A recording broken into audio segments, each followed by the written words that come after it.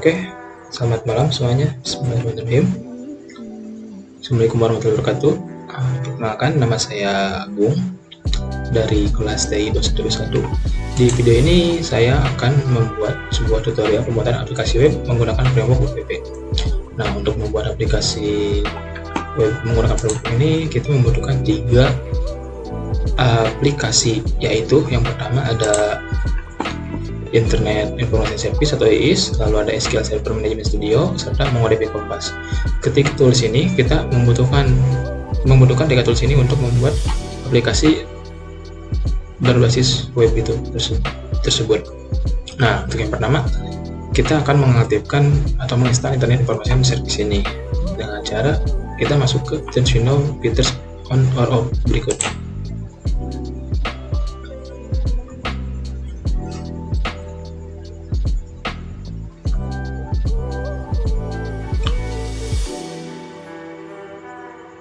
Nah, di menu ini ada folder bernama Internet Information Service. Kita buka, klik tambah ini, buka. Nah, usahakan semua ini telah dicentang agar si folder di sini sudah tercentang juga.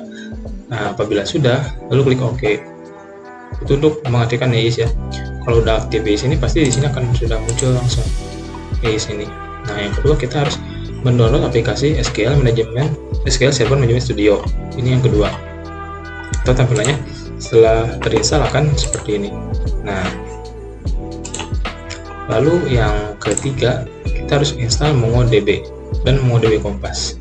Nah, apabila masuk, ntar tampilannya akan seperti ini. Nah, seperti ini tampilan awalnya. Nah, untuk yang pertama, buat buka IIS tersebut, lalu apabila Anda belum membuat website, Anda bisa klik Align di sini, di site ini, lalu Add Website. Nah, untuk site name atau predikannya bisa di sisi ini, lalu physical page Anda pilih folder yang akan dituju untuk menyimpan proyek tersebut. Lalu setting juga port yang akan dituju. Setelah itu klik OK. Karena saya di sini sudah membuatnya, jadi saya tidak akan membuat dari awal lagi. Nah, apabila sudah dibuat, akan muncul di sini. Nah, buat saya di sini membuat project inventory. Nah, setelah ini kita masuk ke SQL. Lalu kita konekkan terlebih dahulu dan login. Login ini akan ada pada saat proses penginstalan. Kita connect saja. Nah, setelah itu, karena pada proyek kali ini dari Pak Hasan sendiri sebagai dosen telah memberikan kita coding atau file untuk membuat aplikasi berbasis web tersebut. Pak Hasan sudah memberikan web sampel ini atau codingan atau file sampel-sampel berikut ini. Nah, gimana cara mengaktifkan ini? Kita di sini tinggal ke menu masuk SQL tadi, lalu klik kanan di database. Nah, kita di restore database saja, lalu cari posisi si sampel outbox ini, cari di sini. Nah, caranya gini, kita klik device, lalu ke page ini, titik 3 ini. Nah, lalu kita add. Nah, cari di sini di mana ditaruhnya. Apabila sudah ketemu, cuma saya taruh di sini. Membuat visual, sampel, inventory. Nah, di sorry di sampel. Nah, sorry. Nah, ini sampel outbox ini. Diklik lalu OK. Nah, karena saya sudah merestore, jadi saya tidak akan melakukan pengulangan proses berikut. Nah, setelah itu klik OK, tapi setelah itu di sini juga bakal muncul, lalu klik OK juga. Tetapi jangan dulu di OK ya. Kita di file sini, kita di relocate ini. Nah, lalu di sini selesai relocate baru diklik OK. Itu saya tutup. Lalu masuk ke menu SQL ini kan. Nah, nanti akan muncul di sini sampel out sesuai nama tadi, sampel out. Nah, di sini baru kita masuk ke tables. Akan muncul berbagai macam tables. Nah, yang kita butuhkan atau kita edit di sini ada dua tabel berikut, klien redirect, QRisk, sama klien saja. Kita klik kanan langsung edit top 200, dan juga si klien redirect ini edit top 200 juga. Lalu bagaimana cara menyeting port dan nama projectnya di sini? Kita masuk ke dari sini. Nah, buka app setting ini dan connection ini. Anda bisa menggunakan Visual Studio Code atau player lain, tapi di sini saya akan menggunakan Node.js agar lebih ringan dan lebih cepat. Nah, di sini kita ubah portnya, project ID, edit name, dan app name. Dan juga di connection kita masukkan data source SQL Express ini kita dapat dari nama server ini, SQL Express. Lalu masukkan juga ID yang pada saat kita login, dan juga password yang Anda buat pada saat menginstal SQL. Nah, setelah ini selesai, kita tinggal diubah, tinggal kita save saja. Web setting juga dirubah. Nah, setelah dirubah juga di save, dan bukan hanya codingan ini saja yang dirubah, tapi di settingan MySQL ini, di MySQL ini. Nah, ini di kolom line nomor 7, si client ID disamakan inventory dan versi inventory disamakan dengan di app setting ini. Nah, ini project ID inventory kan. Nah, app name-nya versi inventory sudah sama dengan di sini versi inventory. Lalu untuk di client redirect QRisk-nya kita atur di line nomor 7 localhost-nya 8899. Kenapa 8899? Karena itu sudah settingan dari IIS pada saat kita setting port atau buat port pada saat buat website. Nah, di sini. Nah, setelah kita setting, setelah ini selesai setting, kita masuk ke SQL lagi. Kita masuk ke IIS, lalu kita explore. Kita lihat apakah ini sudah betul lokasinya di sini. Nah, sebelum ini kita masuk ke balik ke folder sebelumnya. Nah, di sini kita melakukan akan ada keempat folder berikut apabila kita sudah restore ya database-nya. Bagaimana cara nge-restore-nya? Nah, kita klik kanan open terminal.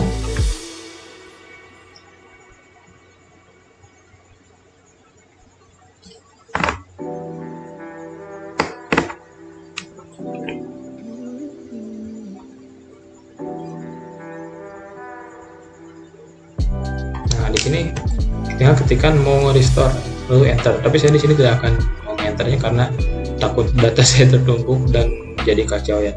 Pokoknya setelah kita selesai setting tadi, masuk ke CMD ini, terminal ini, lalu mau restore untuk menampilkan 4 folder yang sebelumnya diberikan oleh Pak San. Jadi sudah tidak perlu kita close di sini, cancel. Nah, apabila sudah di restore, nanti kita masuk ke sini ke MongoDB Kompas, lalu kita connect. Nah, akan muncul convert folder berikut sampel code, sample doc, sample logs. Nah, kita masuk ke sample code, lalu masuk ke file configuration. Nah, di sini juga kita setting seperti nama project, app identity, app name, company, copyright, dan sebagainya. Lalu dengan cara ngeditnya gimana? Kita tinggal klik lampu pensil ini, lalu apabila ini sudah diubah tinggal diupdate. Nah, lalu ini saja di refresh. Nah, itu sudah dari setting up, setting konfigurasi kita sudah melakukan itu. Lalu apabila sudah, kita langsung coba ini ya, masuk ke IIS lagi, lalu klik browse ini, otomatis kita akan lari atau dialihkan ke Internet Explorer kita. Saya di sini menggunakan Google Chrome, jadi nanti akan masuk, apabila tidak ada error akan masuk ke menu login seperti ini. Nah, lalu masukkan kebetulan saya di sini sudah mempunyai role sendiri ya, masukkan username kalian dan juga password. Nah, apabila berhasil tidak dikenal akan masuk langsung ke dashboard seperti ini. Nah, setelah masuk dashboard, kita bisa lihat di sini nama saya, kelas, dan NIM, terus nama perusahaan saya, terus nama proyek saya di sini adalah Good Luck Corporation atau Trusted Inventory ya, di sini dashboard seperti ini. Di sini sudah nama saya, loginnya. Nah, untuk memunculkan user atau login, kita bisa membuatnya di sini nih. Masuk ke sistem manajemen, lalu setup. Nah, kita di user manajemen dulu kita lihat. Nah, ini masih bawaan pasien ya. Nah, di ruang manajemen ada admin dan IT dev.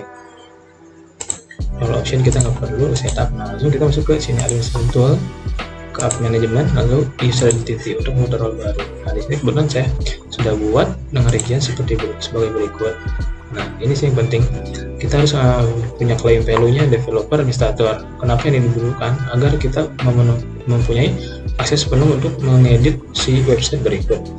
Dengan cara membuatnya kita tinggal create aja di sini. Enggak, kita buat di sini di setup. Maaf. Nah, di dalam manajemen. Nah, kita di sini di manajemen kita create new. Nah, ntar setelah di create new, otomatis bakal muncul di user identity ini seperti itu. Nah, kenapa tadi administrator sangat penting? Karena di sini kita bisa tahu administrator itu bisa full developer, bisa full mengembangkan aplikasi ini karena dia punya akses ke sistem manajemen, manager, jadi dia punya akses penuh. Lalu di master data juga dia punya akses penuh produk seperti itu. Itu untuk pembuatan role ya. Nah, sekarang kita ingin membuat fungsi create, read,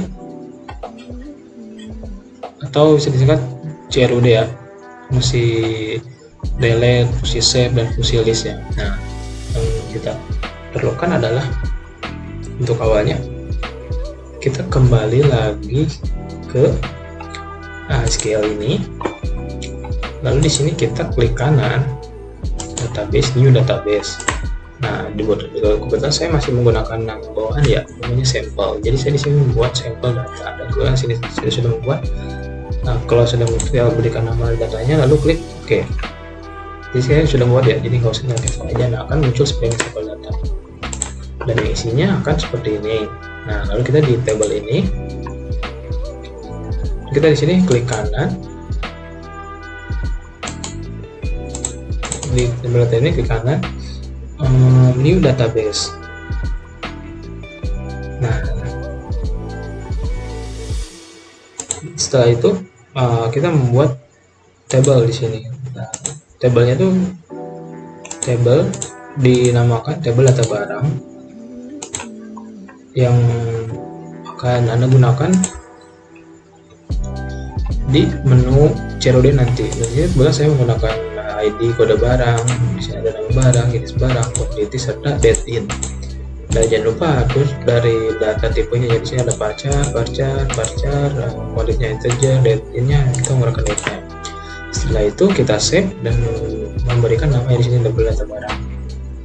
Nah, itu kita kembali lagi ke menu ke website. Nah, kita di sini klik localhost dev. Nah, ini udah muncul ya seperti ini. Kita enter. Nah, di sini jangan lupa untuk ke sistem manajemen, setup, ke master data, produk. Nah, apabila ini bila sudah betul, sebelumnya kita cari dulu nih tabel data ini, tabel yang kita dibuat di SQL ini, kita copy lalu cari di sini, lalu paste di sini.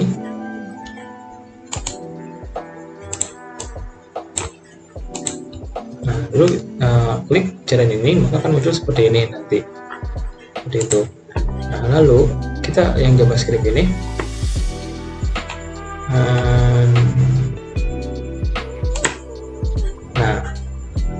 klik yang tanah panah ini ya, lebaran ini. Nah, ada beberapa 4 item yang perlu 3 item dirubah di sini samakan. Pertama ini MD product di sini. Kenapa MD product? MD product ini tuh berfungsi untuk kita membuat link ke menu produk ini. Nah, ini sih kan namanya MD product. Lalu yang kedua ini M10-100 ini apa sih? Nah, ini di sini. Di sini manajemen.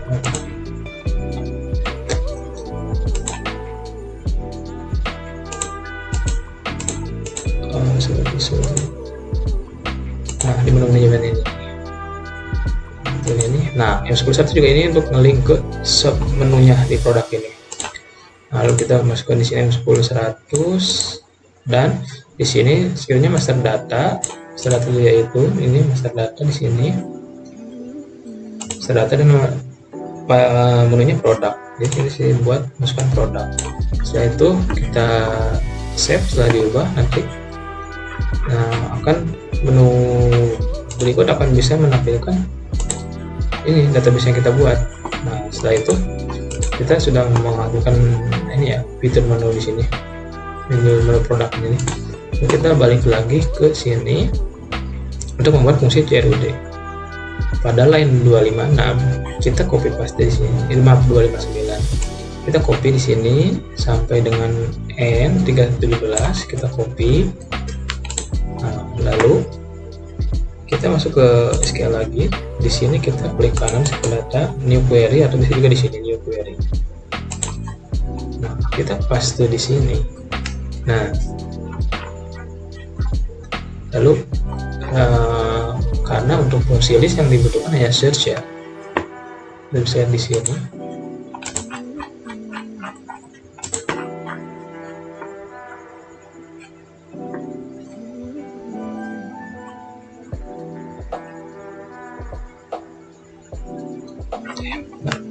Sorry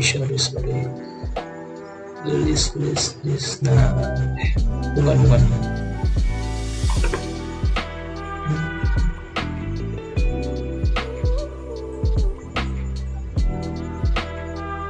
nah ini sekarang yang digunakan kita hanya search saja sih parameternya.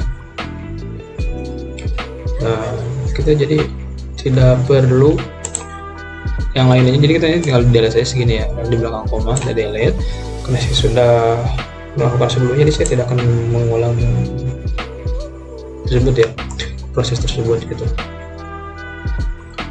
Nah, langsung apabila sudah,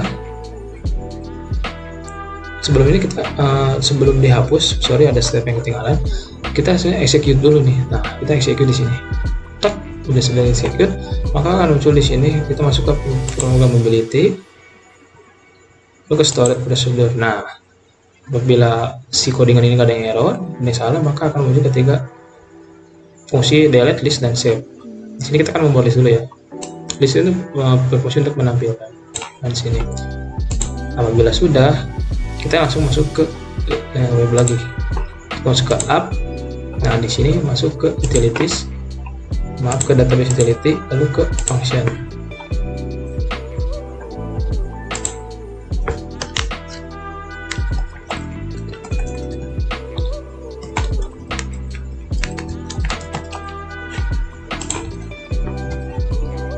Nah, kita buat list. Kita klik no, lalu akan masuk ke tempat seperti ini. Ini sebelumnya kosong ya, cuman saya sudah buat. Nah, ini kurang lebih seperti ini, isinya seperti ini. Setelah kita buat di sini, masuk juga ke dev.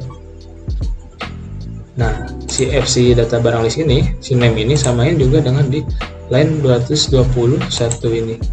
Nah, 220 di sini. FC data barang list, kita setting seperti itu. Di sini juga sama. Terus setelah itu kita di sini save, klik save. Di sini juga klik save. Lalu back. Lalu kita cek ke menu produk. Kalau ini apabila menu ini sudah muncul, maka itu fungsi list sudah berhasil. Seperti itu. Kalau tidak muncul, maka fungsi list masih error. Untuk list sudah berhasil kan. Nah, lalu kita masuk ke delete atau save dulu deh terlebih dahulu. Nah, ini menu save. Stepnya sama. Kita balik lagi ke sini ke function.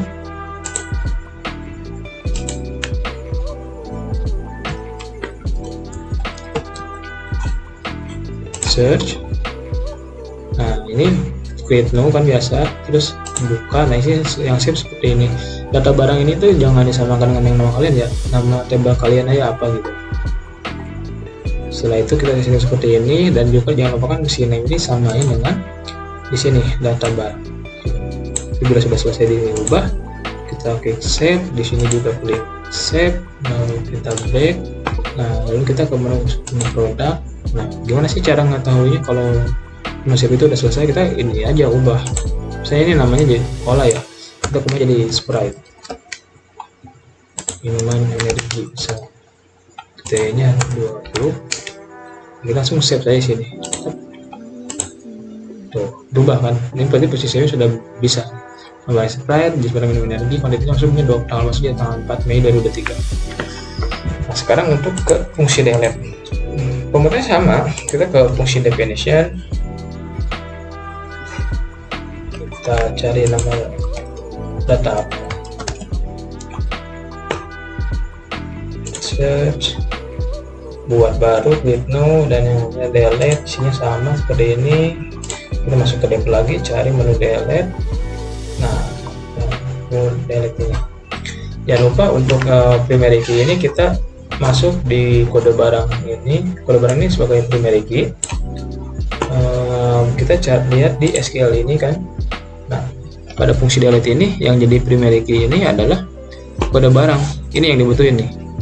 Kalau misalnya dihapus sebagai primary kode barang ini tidak akan berfungsi si fungsi delete-nya tersebut.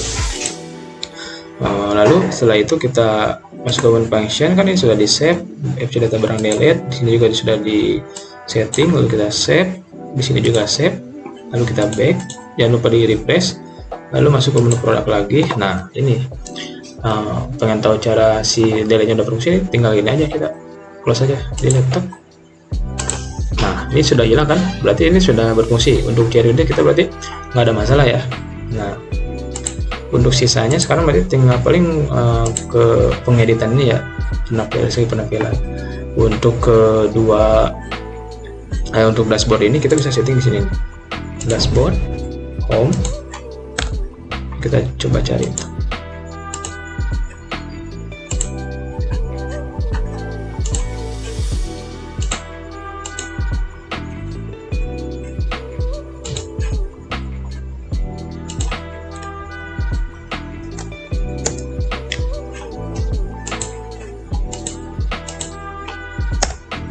Nah, sorry.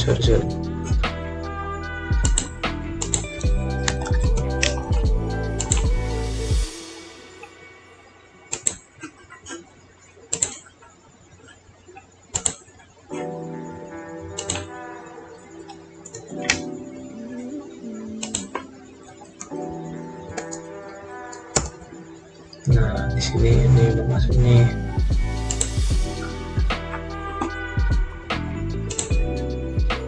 Nah, di sini ya, untuk setting gambar dashboard kita ada di setting line 5 sama line 8. Kita di sini masukkan nama folder kalian, nama folder nama file gambar kalian di sini. Sudah di save, masuk sini, jangan lupa di refresh. Kalau sudah selesai, nggak ada masalah, dia akan tampil nama proyek kalian. Lalu untuk gambar di sini serta icon serta nama-nama yang lain. Untuk editnya kita masuk ke administration tool, lalu ke configuration. Nah, di sini ada nama saya di sini, harus belajar, PT Good Track Operation. Ini untuk copyrightnya di sini, yang ini, dan untuk ini gambarnya komponen logo di sini, iconnya ini di sini. Mungkin kurang lebih seperti itu untuk pembuatan video tutorial membuat aplikasi web menggunakan PHP ya. Kita sudah memenuhi catatan dengan header nama saya, dengan name, nama, project, langsung web konfigurasi, setting menu, design prompt dengan fungsi list, save, dan delete. Itu kita sudah ini ya, sudah lakukan tanpa ada masalah. Mungkin cukup sekian video dari saya kali ini. Mohon maaf apabila ada kekurangan atau kesalahan dalam berucap. Saya ucapkan terima kasih. Sampai jumpa di pertemuan selanjutnya. Assalamualaikum warahmatullahi wabarakatuh.